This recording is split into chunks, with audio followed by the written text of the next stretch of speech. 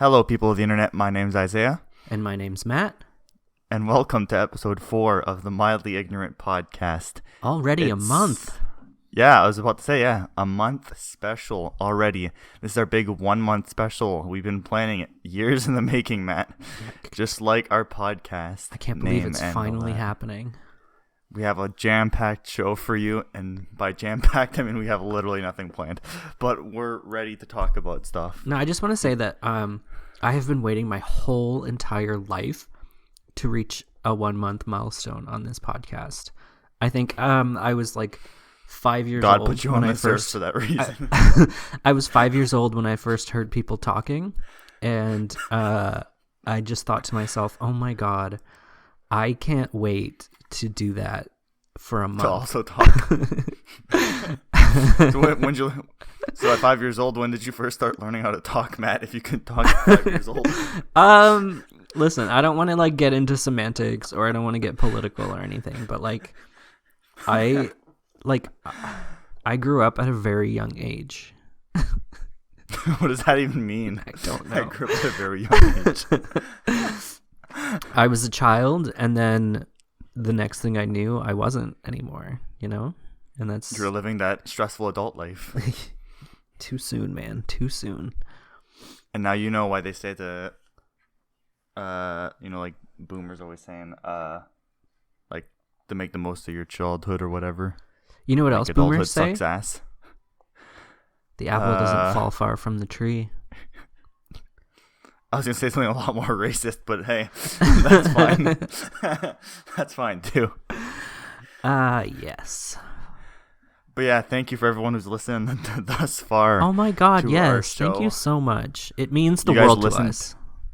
To like 4 hours of us talking, that's more than we can probably ask for. And I've had so many like people send me messages saying like, oh my God, we love what you're doing. Like, how come you're not nominated for awards? Like, I've had people come up to me on the street saying like, oh my God, are you Matt? I've never seen you before, but I've heard your podcast and I'm so enlightened, and like you've opened my eyes to the world, and I just think that you deserve the world, and like everything good should happen to you. And then this one guy gave me $100, and then I got off my knees and walked away. But no. I'm sure you went on your knees just for good thanks. I'm sure, but I was praying. Thank you. Yeah, praying, or like medieval times when you go on your knees, like for a king or whatever. I'm sure that's what you did. Like the restaurant. What? Medieval restaurant? Times? No, like the actual historical time period. Oh. I don't know anything about that. I just know the restaurant. The restaurant. But $100, man, that's the most we got paid thus far to this piece of shit show. So, and you didn't even split it with me. Yeah, I spent it on drugs. Yeah, okay. Not surprised. I was gonna say something, but now I just forgot. I'm sorry. That's my bad. You fucking derailed my train of thought with the knee thing. Going on your knees. Oh yeah, I was gonna say we're gonna be the first podcast ever to win a Juno, an Emmy, a Grammy, all in the same year. Canadian Music Award, an Emmy, a Tony, a Grammy, a Juno, a quinceañera. What's a book one? I'm sure you'll find us. We'll be on the New York Times bestsellers list. Okay. Well, I'm sure the Scholastic Book Fair is a lot more prestigious than New York Times. Yeah, what is a prestigious book award? Isn't it just like the New York Times bestsellers list? Like that's the pinnacle of writing. But I'm sure there's awards too. I think we'll get a Nobel Prize. Don't forget about that. No, I think the greatest literary award is being analyzed in a grade 10 English class. Why? So the English teacher can be like, "Oh, the curtains were blue for a very specific reason." Exactly. And then the author can be like, "No, the curtains are just fucking blue. Get over it." Exactly. Yeah. Like, wouldn't J.K. Rowling be like the complete polar opposite of that? Like she is the 10th grade English teacher where she puts like not too much thought, but like she overanalyzes her own book somehow. Like with characters and like making up like insane amount of backstory and like minute details that probably didn't matter in the moment, but now like in retrospect she adds bullshit to it and saying, oh, this part was actually really important to the plot. Yeah, like death of the author. Like, bitch, you done had your time. You wrote the books. Shut up. Stop policing your characters. Don't say shit like Dumbledore was gay if you didn't write him gay in the book. Like, I don't backtracking. Like, I'm gonna buy the Harry Potter Collector's Edition, and it comes with all of J.K. Rowling's turfy tweets giving like ample backstory for the rest of it. Like, that's such horseshit. I'm sorry, but like, not just her, but like authors who do that. Shut up. Like, write it in your book, or like write another book. Like, you don't like as soon as I put that book down, I don't like. I'm gonna have my own thoughts, feelings, and emotions towards everything that you just wrote in those pages. I don't want to hear from you. Like, shut up. You know what I mean? Does that make sense? Yeah. I mean, I guess like like the person who played it smart would be like what's his fucking name? I'm gonna George R. R. Martin. Oh, okay. Because how he let HBO massacre his book in the end, like, you know, season 8, everyone hates the last season of Game of Thrones or whatever. Yeah. And now he can when he does release the last book, which has been in the making for like 20 fucking years because he's a slowpoke. When he finally releases the book and he has a different ending, he'd be like, oh yeah, this is the real ending all along. this was supposed to happen the whole time. Yeah, totally. I didn't look at the feedback from the finale and realize how shit my ending was and change it on the spot. Okay, but to be fair, like, did you watch Game of Thrones? Yeah, I watched it. Did you read Game of Thrones? No, I didn't read it. I don't read it at all. Yeah, me neither. But like, the ending could have worked if the show was longer. If they didn't try to condense like 3 or 4 seasons worth of content into half a season. But yeah, see, I'm in the minority. I don't find the season 8 to be that bad. I don't get why people get so mad about it. Like, yeah, it was meh. It was just rushed. It wasn't. Yeah, it was like that's the only thing I could say about it would be that it's rushed. Like, everyone's saying, "Oh, it's horrible. The storytelling makes no sense. The characters ate shit or blah blah blah." And I'm like, meh. It is what it is. It's not. I've seen worse endings, I think. Yeah.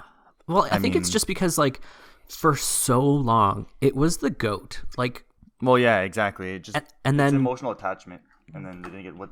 Like, there's no way they would be able to deliver a finale that the fans wanted, I guess. Oh, exactly. They were overhyped. Yeah. It was deemed to fail. It was like bound to fail. And I think that like people had, I think the majority all kind of wanted the same things. Yeah. And it just didn't happen.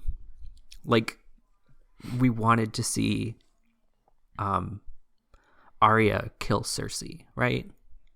Yeah. Like, and just like story arcs that could have been so much better that just didn't come to fruition. Yeah. I mean it is what it is. It's over now. Yeah. HBO's still slapping them prequels out, so they're going to be coming out soon. People are still going to watch them probably. They're still going to make their money. Yeah. Yeah. Will it? Do you think it'll be popular, or do you think it'll just be one of those, like, I don't know. They took so long to release the goddamn thing that I don't even think, like, do people even care about Game of Thrones now? Like, the last book hasn't come out yet. This prequel is not going to come out till next year, I think. Yeah. Because I remember, like, everybody really liked the concept. And, like, spoilers ahead if you haven't seen it. But, like, if you haven't seen it and you're listening to this and you haven't seen Game of Thrones, that's your own problem. You got to work some things out. But, like, how, like, Jon Snow was a Targaryen, like, people, that's when the prequel needed to come out. And, like, they should have just put Game of Thrones on hiatus and then had the prequel come out, explore that, like, subplot as its own show, and then resume Game of Thrones. Yeah, maybe, but I think the prequel they have right now is like 2,000 or 20,000 years before the events of Game of Thrones, so it wouldn't even be relevant. Oh, so like the beginning. Yeah, it's, I want to look it up. It's like they announced 2 sequels and they trashed one of them. One of them was about like whatever Sean Bean's character was, his dad's like the evil king guy. Ned Stark and yeah, it was supposed to be about that, but then they canceled it, and then now it's there you go. Oh no, 300 years before the events. House of the Dragon, 300 years of the events. Yeah, so like the Targaryen storyline. Yeah, basically, yeah, it is. I remember they had another one going, but they canceled it already. Something that I also, I mean, here we are talking about Game of Thrones years later, but like, there were so many magical elements that they just kind of like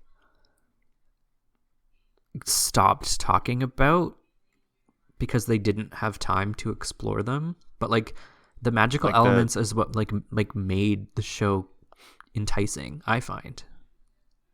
Well, I don't know. I feel like they didn't have much of it to begin with. What they only have like the fire bitch, and then the guy that could like survive anything or like regenerate things. I forget what his power was. The eye patch dude. It's been so long since I watched the show. I don't fucking remember anything. Well, like there's just like the theories about the gods, like the old gods and the new gods. Like it would have been cool to actually get some, and the whole bit with the children of the forest or whatever.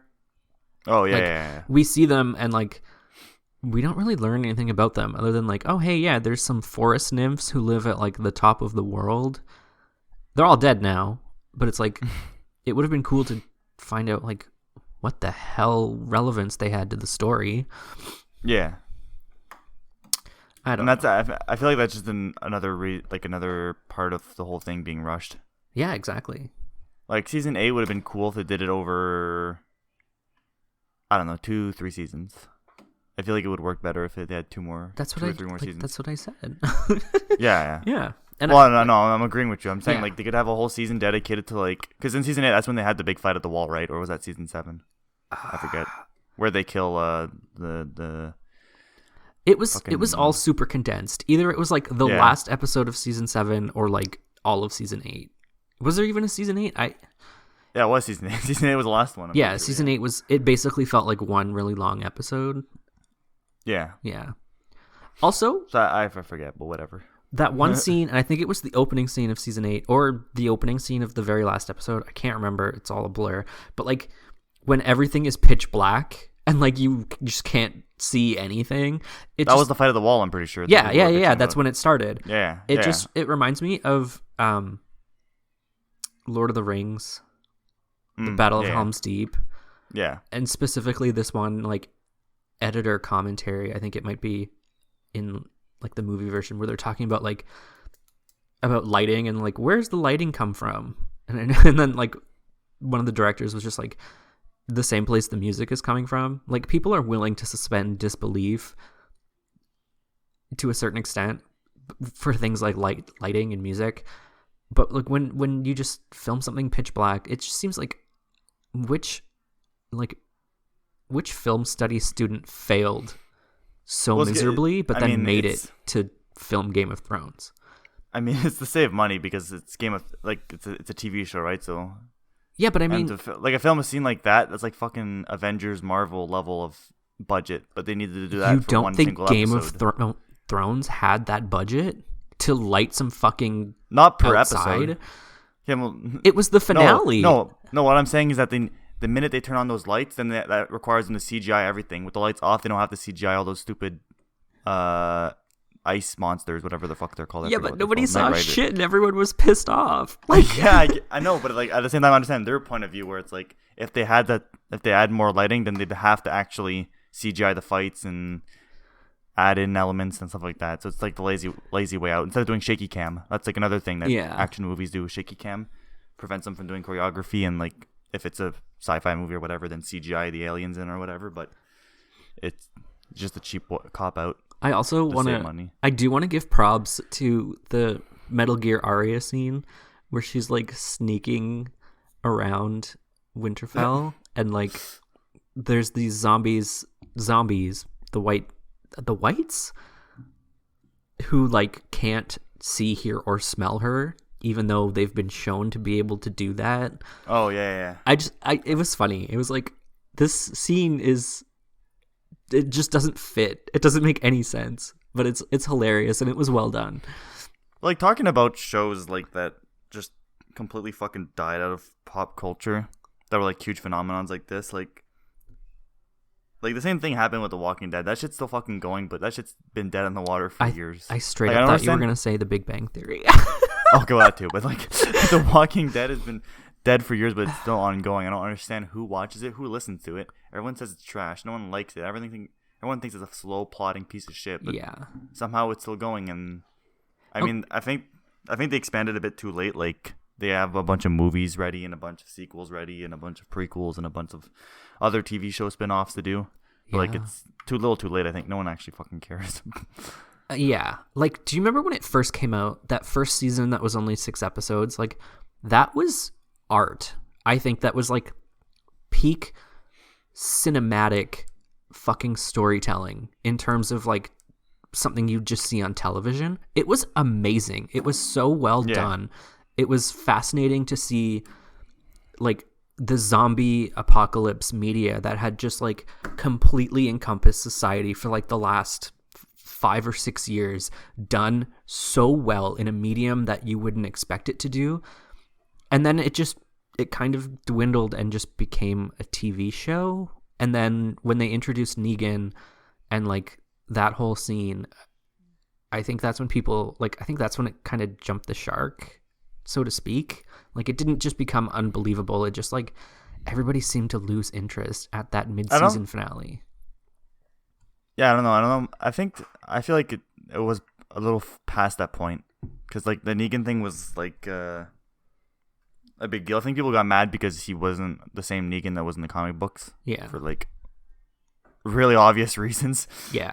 They can't swear that much on TV than the way he did in the comic books, but I think people just stopped giving a shit when Rick was gone, because I mean, he's just the main character just up and left, and now it's just the side cast that are left over. Yeah. Well, I mean, it really became one of those things where like nobody initially figured it out for themselves. Like, everybody just heard it from a friend. They're like, "Oh, hey, did you know that like Rick isn't on The Walking Dead anymore?" Everybody was like, "What? Like, what are they gonna do?" Yeah. And I mean, another, like, all the spin-offs, like Fear the Walking Dead, the fucking other one, I forget what the other one is called. Okay, I watched, like, I think the first season of Fear the Walking Dead, and I thought it was going to be so much more than it was, because... Oh, yeah, apparently it's boring, Yeah, they were given, like, free reign to do kind of, like, an intro story to, like, the zombie apocalypse, and even with... something that hasn't been done well in the media is the initial outbreak of the zombie apocalypse. We always hear stories of somebody like, I almost said Game of Thrones. Like, The Walking Dead started almost exactly the same way 28 Days Later did, right? With the character waking up and shit had already gone down. So when Fear the Walking Dead was announced, people were like, oh my God, we're actually going to see this zombie apocalypse happen from the very beginning. Like, and that's what I wanted to see. I wanted to see society break down. I wanted to see like military groups put up last stands and stuff like this. But like, we didn't get that. We got it for like half an episode, and then it just kind of became everything that had already happened. And it's like, that's not what people wanted to see. People wanted to see the downfall of humanity. And I'm like a big zombie show nerd. So like, I watched Walking Dead like crazy until it got dog shit. And I watched a bunch of other zombie shows like Z Nation and Black Summer and stuff like that, which were like competition, I guess, in a sense, to Walking Dead.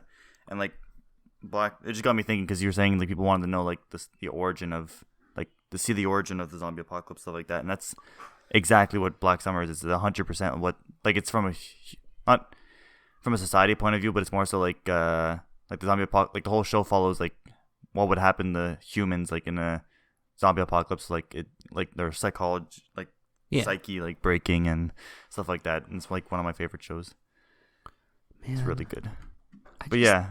It's just shit. And like I looked it up now just for fun. Like, they're on their last season now, like Walking Dead. Then they have Fear the Walking Dead that's been going on for a while. The Walking Dead World Beyond, which started last year. Never even heard of it. No, the Daryl and Carol spinoff.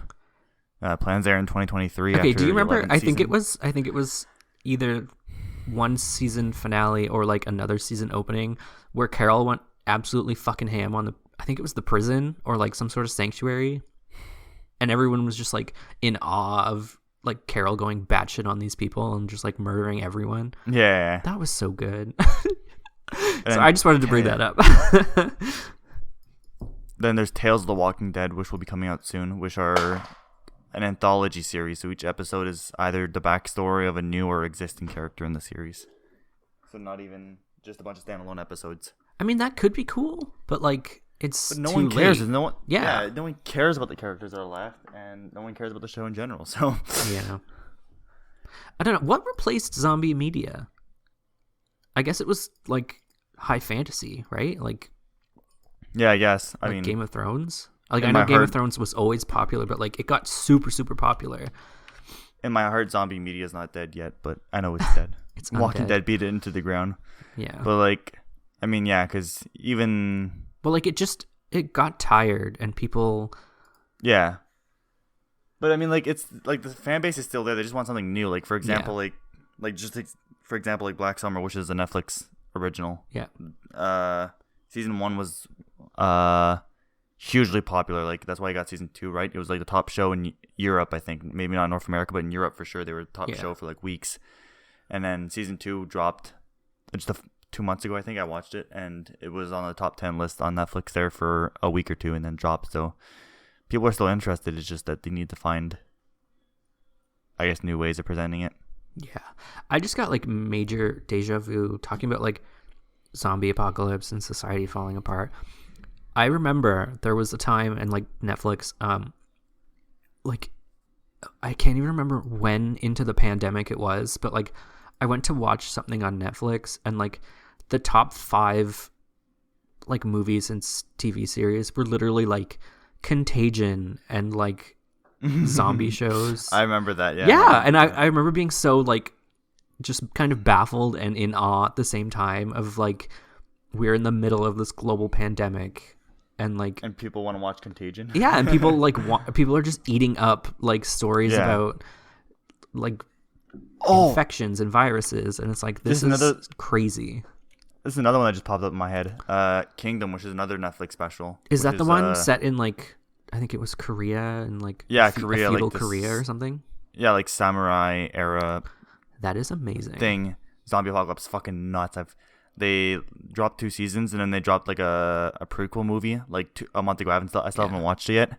Season 3 is still in the making, but like they actually haven't even announced whether there's gonna be a season 3 or not. But since they dropped like a prequel movie, it means Netflix is still confident. So yeah, I'm assuming season 3 will be coming soon. But yeah, it's so fucking good. It's insane. That show's nuts. Yeah.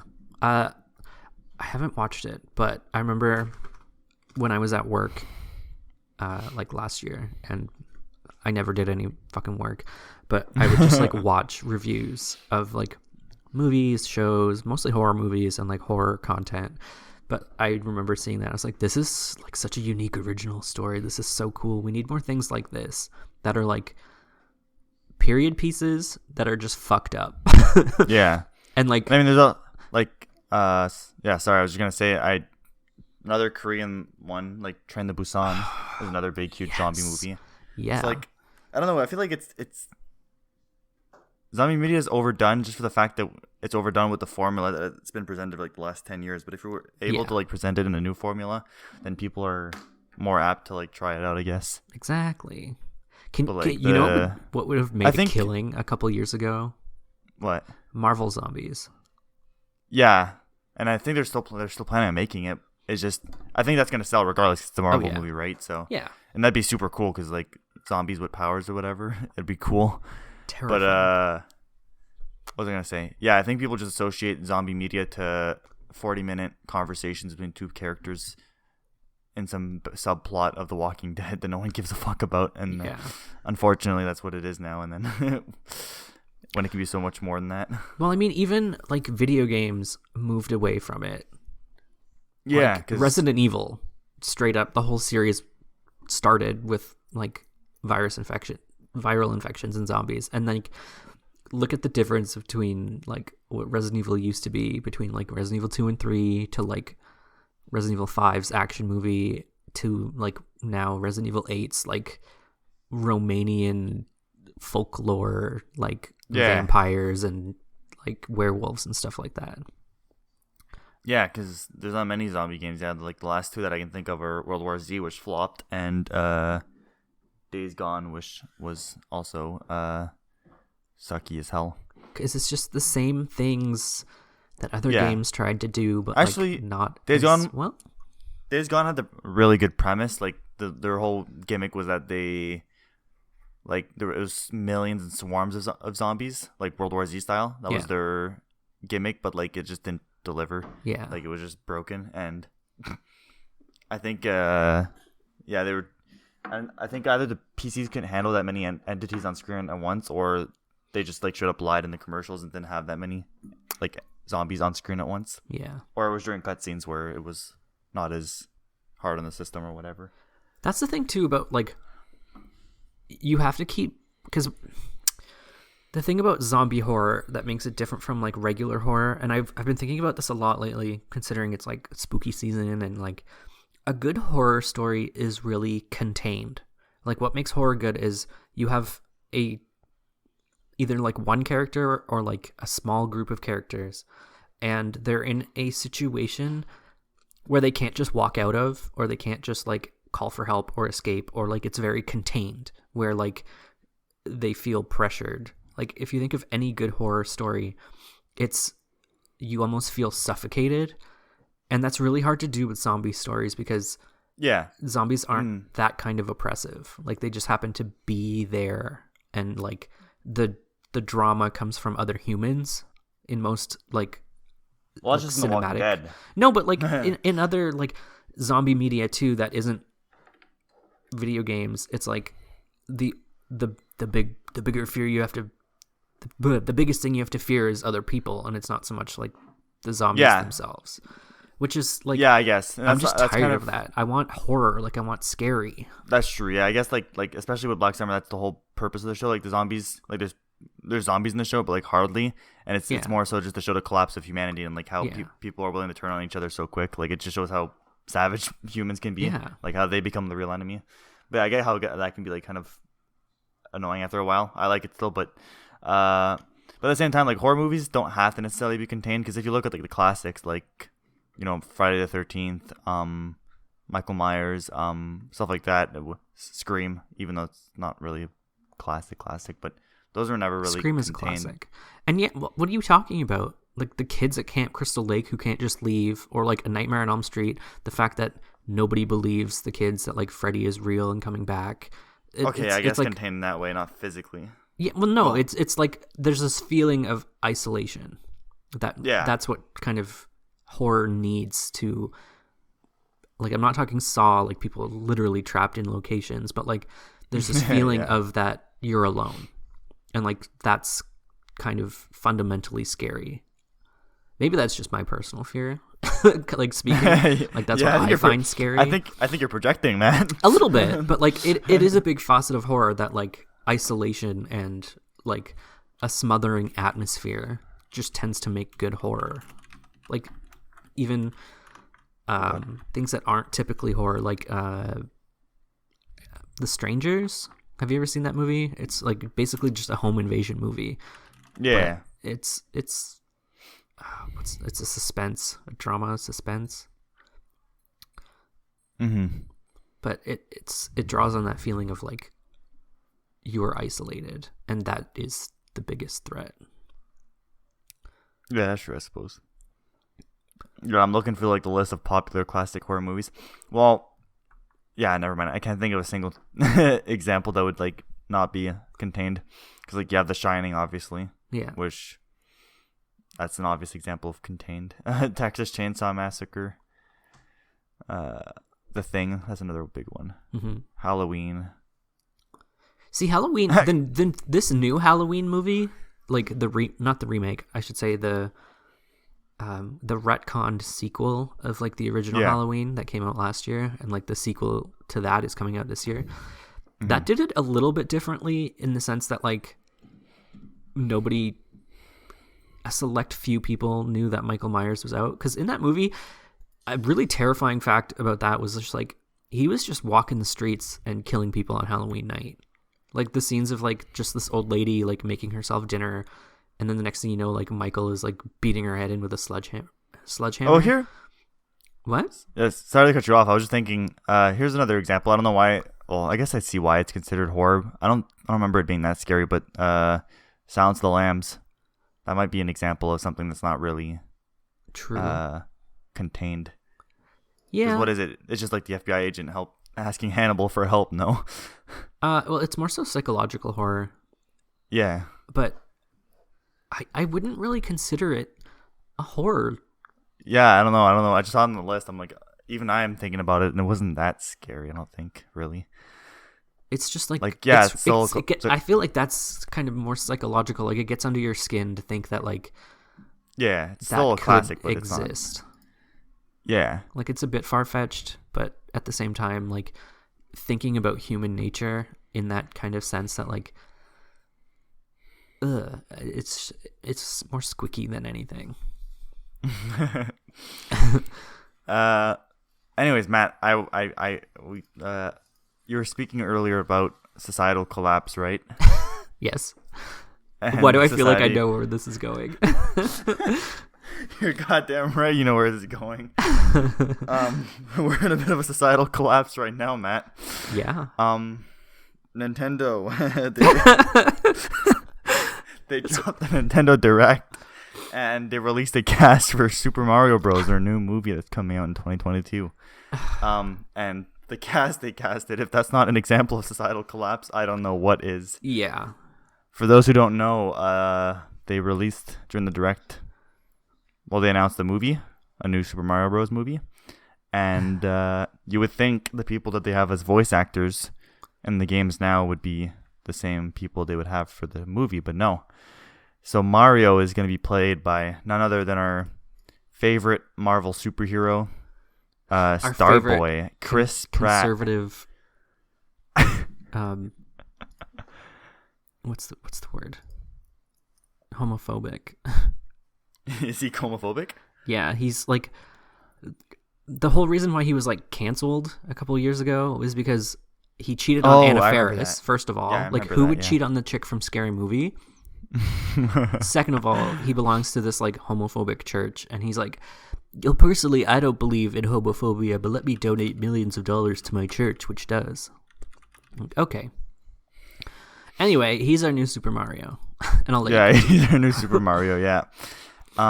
Chris Pratt's our new Super Mario. How do you feel about that, Matt? Besides the homophobia, do you think he's gonna do a good job doing "It's a Me, Mario"? Okay. Or I no? love Charles Martinet, but I think hearing like Mario dialogue from Charles Martinet, or anyone who just like gives him that stereotypical Italian accent, would get really fucking annoying really quickly.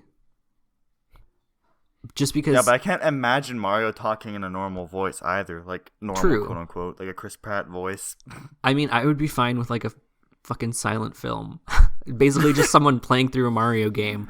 I would be fine if that was a movie. And it's just whenever you talk to like Toad or any other character, it's just like in the fucking background.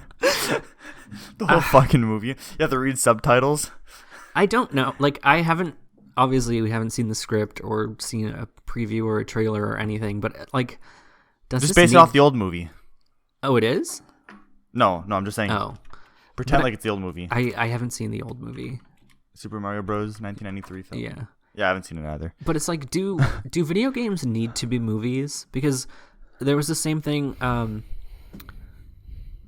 Nathan Fillion, Uncharted, and it's like, do we need a movie of this? There's 4 Uncharted games.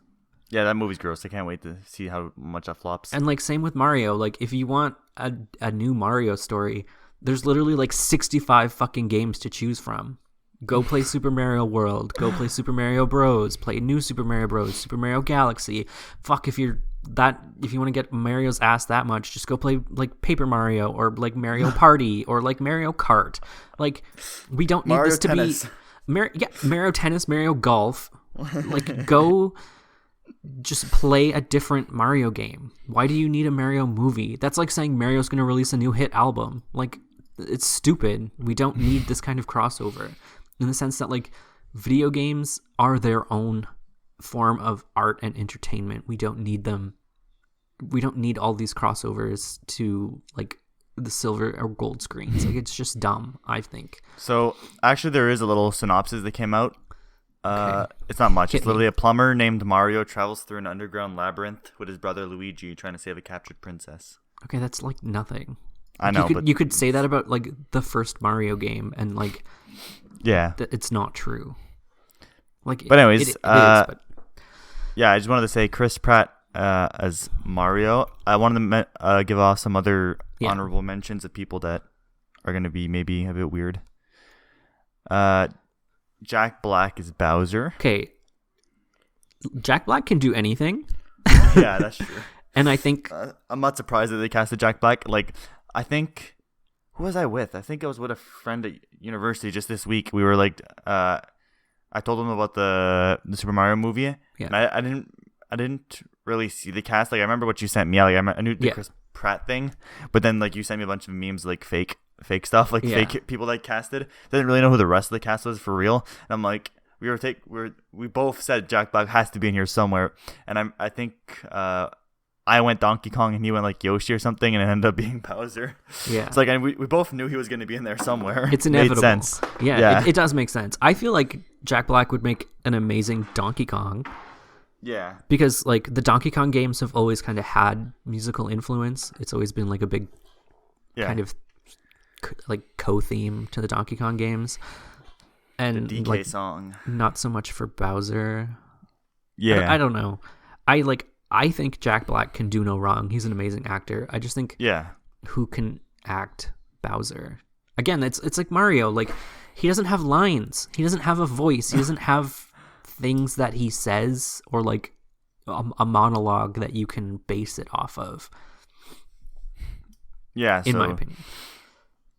Basically. Can I continue with the cast? Yeah, well, you can go ahead. Sure. And then we have Charlie Day as Luigi, which I think fits. That's the only person on the list that I don't really know. Never mind. I know who he is. Yeah, it's Always Sunny in Philadelphia, and he was in.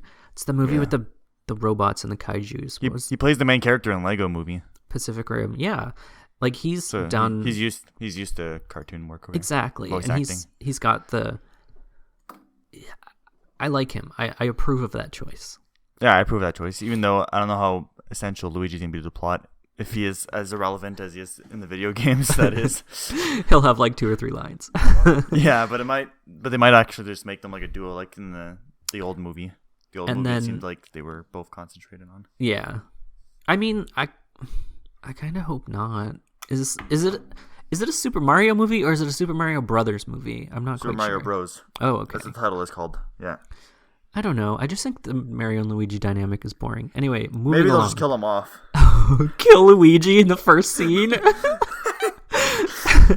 They'll do like a He-Man, like the He-Man show on Netflix that came out. I never watched it. Did you hear about that? No. Did they kill He-Man? Yeah, they killed He-Man off in the first episode of the reboot. Yikes. So it's called He-Man and the Adventures of whatever this gang's called. Yeah. And now it's just the gang after the first episode because they killed them off. That's hilarious. Anyways, so we have Anya Taylor-Joy from The Queen's Gambit as Princess Peach. I just want to say that, what the fuck is? Oh my god! What? Every single picture of her is a different hair color. I was gonna say, I was gonna assume she was naturally blonde, but I guess not. Is she naturally blonde? I have no idea. I don't think so. She's usually platinum blonde, like when you see her. Yeah. I don't know if they're trying to cast any blonde woman just to fit in the role of Peach, but then I realize it's the cartoons. They don't really need. Yeah, exactly. So like, what is the point of having like big stars as his characters instead of voice actors? And for some reason, I can see her playing like Peach if this was like a real show, but exactly, it's not. And then like you all have, these. So I'm just going to continue with the cast, and then we can talk about them after. Now that we've hit the big 3, Keegan-Michael Key for Toad, which is like weird. Seth Rogen as Donkey Kong, which is I wanted to talk about that when we were talking about the Bowser Donkey Kong thing. Yeah, it's a good fit. He's able to do the rough, dark, not dark but deep voice. Yeah, Is that it for the main cast that's announced? What's the difference between Cranky Kong and Donkey Kong, though? Okay. Fred Armisen's playing Cranky Kong. I'm going to hit you with some Donkey Kong lore. So in the original arcade game, that Donkey Kong, like the pixel one who throws barrels. Oh, it's the old one. Yeah, that is Cranky Kong. That's like the classic Donkey Lord. Kong. Yeah. That's some lore right there, boys. Yeah. Donkey Kong has some of the deepest, most intense lore. No, I'm kidding. Who's the wife beater shirt Donkey Kong? Tropical freeze Donkey Kong. Donkey Kong. Donkey Kong with the wife beater and the bandana. Chris Pratt as Mario, Anya Taylor-Joy as Peach, Charlie Day as Luigi. I want to know who Charles Martinet is gonna play. Like, I think he's just doing cameos. So is he just gonna do like the one-liners? Is all he's gonna be hired to do? I've seen a lot of Tumblr posts, and they all agree. What's gonna happen is the very first line is gonna be Mario as Charles Martinet going, "It's me, Mario," and then he's gonna like, and then it's gonna be Chris Pratt's voice for the rest of the movie. Like he's gonna cough and choke, and then be like, "Oh hey, Luigi, let's go in this pipe." I don't know these characters at all. I was looking up who Kamek was. Kamek? It's the blue wizard dude. Yeah, Kamek's. If you played the Paper Mario games, Kamek is like a devout follower of Bowser. And who the fuck is Spike? Is that Baby Bowser? No, that's Spike. Who is Spike? I'm looking it up. Spike, Super Mario. Oh, he's the green guy. He's the green dude that throws like spike balls at you in the game. Yeah. He's just like some random enemy. Yeah. Probably not gonna have much screen time. No, probably not. Okay. Predictions. Jack Black is going to have a musical number to the Bowser theme. I don't know how, but I'm already anticipating it. And at this point, if they have Donkey Kong in this movie, they definitely have to play the DK song. True. A DK rap, or Donkey Kong is going to rap in some sort of way. Oh my god, can you just imagine if like... I was going to ask, sorry, you can go ahead, sorry. I was just going to say, if these characters get like spin-off movies, like we get like Luigi's Mansion, the movie... And then we have like Donkey Kong Country, the movie. And the next thing you know, we have like a whole like Nintendo Mario cinematic universe. We get like Super Princess Peach. Is it all gonna like culminate in like an Endgame type situation where everyone meets Super up? Super Mario Endgame fights Bowser, Big Bad Bowser. What do you think it's gonna like? This movie's. Do you think it's gonna have like? Obviously, it's gonna have a plot, but like how detailed it is yet to be seen. It's obviously gonna be for kids, right? So, but like I was gonna say, I think we're gonna get. Do you think it's gonna be like the newest Space Jam, like where it's just like jam packed full of references just for the fans? God, I hope not. To get a hard on with, or like it's gonna be like Wreck-It Ralph. Like, yeah, like are they gonna have like a bunch of cameos like from random characters? Is Mario gonna have to use all the power-ups that exist in the history of Super Mario? I mean, like the little like the 6-year-old like in me would love to see it, but like that the would adult be cool in me. I would say the only thing that would be cool would be if they somehow like, obviously it's Mario, right? So they could do whatever. There's no laws of the universe or whatever, but like if they were able to transition between like different styles of Mario like within the world, like if they like I want a magical girl transformation for Mario.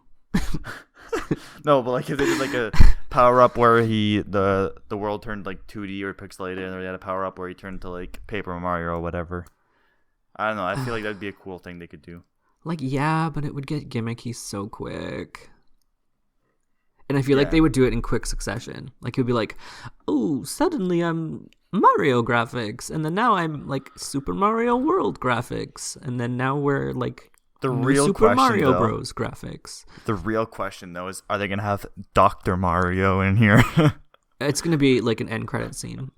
Dr. Mario. What's going to happen at the end of the movie is Mario's gonna be in his little like doctor's outfit, and then there's gonna be like Nurse Peach, and Luigi's gonna be sitting on the little doctor's table, and then Mario's gonna be like, "Well, Luigi, I diagnose you with demonic possession," and then it's gonna lead into the Luigi's Mansion sequel. That's gonna be fucking stupid. So and they dumb. didn't even cast anyone for Daisy, did they? I wouldn't be surprised Nope. Daisy's not in there.